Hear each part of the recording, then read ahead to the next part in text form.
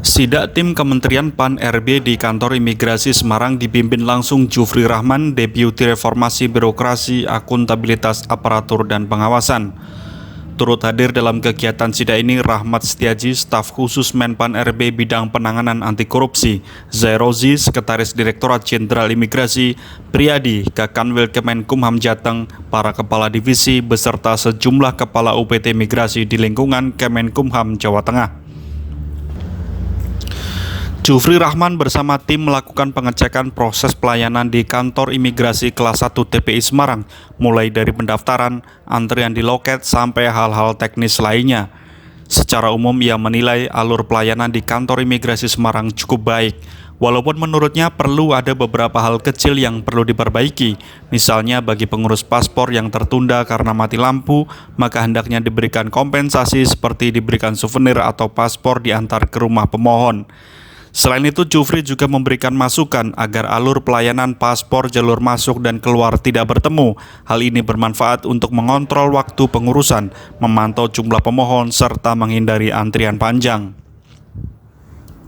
Ditambahkannya terkait pelayanan administrasi bagi warga negara asing, ia meminta agar sejumlah informasi petunjuk selain ditulis dalam bahasa Indonesia, juga ditulis dalam bahasa asing, sehingga bagi warga negara asing yang mengurus administrasi keimigrasian dapat terbantu.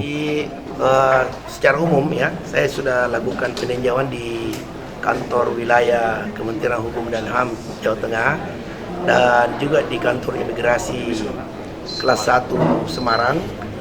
Dan saya lihat prosedur pelayanan yang ditampilkan tadi sudah cukup baik. Saya gunakan kata cukup itu artinya masih ada beberapa hal yang harus dibenahi, tetapi pada umumnya sudah sesuai dengan standar prosedur yang lazim ya, yang kita harapkan.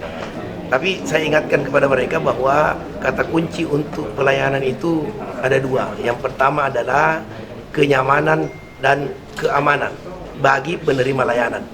Jadi kalau pada suatu saat nanti kepentingan pemberi layanan dan penerima layanan itu bertabrakan dalam tanda petik, maka yang harus diutamakan adalah kepentingan penerima layanan. Saya kasih contoh tadi, pelataran parkir Kanim Semarang ini kecil, saya sarankan supaya itu dikhususkan untuk kendaraan penerima layanan, bukan untuk kendaraan pegawai kantor imigrasi Semarang.